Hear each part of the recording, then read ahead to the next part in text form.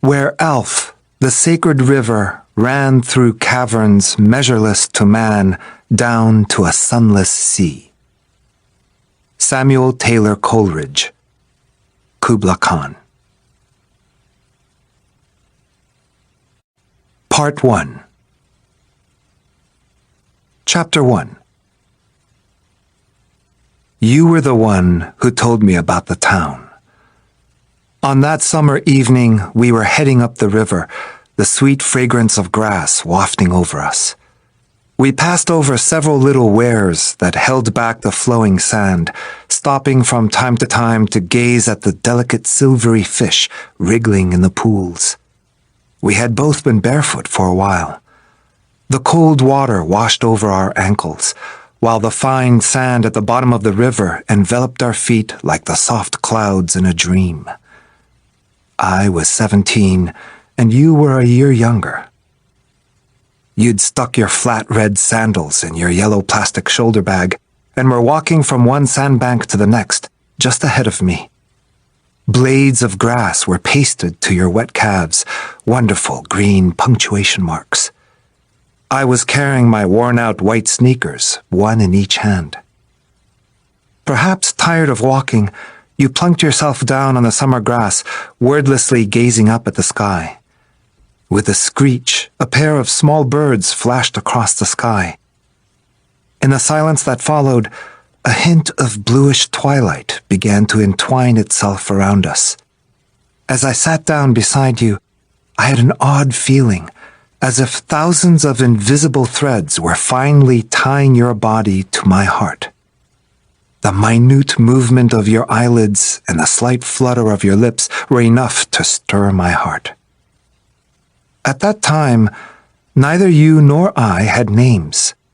The radiant feelings of a 17-year-old and a 16-year-old on the grass of a riverbank in the summer twilight were the only things that mattered.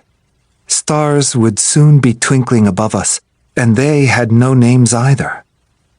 The two of us sat there, side by side, on the riverbank of a nameless world.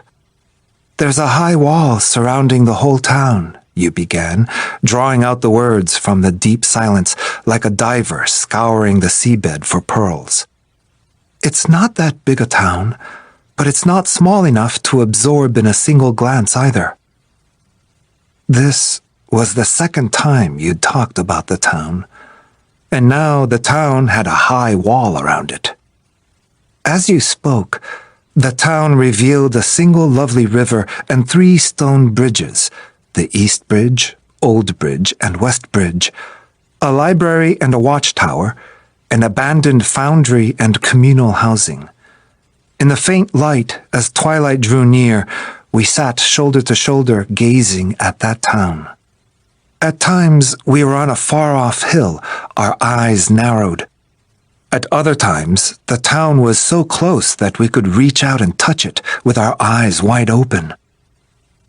The real me lives there, in that town surrounded by a wall, you said. So the you that is sitting here next to me isn't the real you? I had to ask. That's right. The me here with you now isn't the real me. It's only a stand-in, like a wandering shadow. I thought it over. A wandering shadow? But I kept my opinions to myself. Okay, so in that town, what is the real you doing? Working in a library, you replied in a quiet voice. I work from around 5 in the evening until around 10 at night. Around? All time there is approximate. There's a tall clock tower in the square, but the clock doesn't have any hands. I pictured a clock tower without hands. So, can anyone come into that library? No, not everyone can enter. You need special qualifications to do that, but you can, since you have those. What do you mean by special qualifications? You smiled gently, but didn't answer the question. So, as long as I go there, I can meet the real you? As long as you can find that town, and as long as... You fell silent, your cheeks reddening a bit,